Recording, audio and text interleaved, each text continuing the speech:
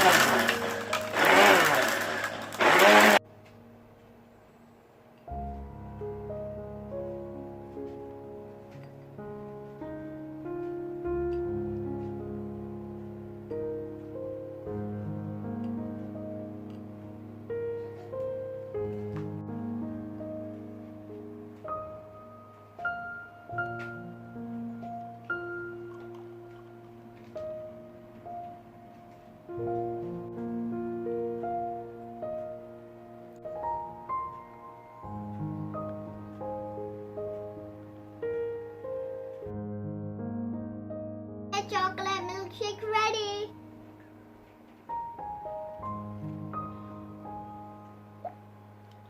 Super. നിങ്ങൾ try ചെയ്ത് നോക്കണേ. Bye bye.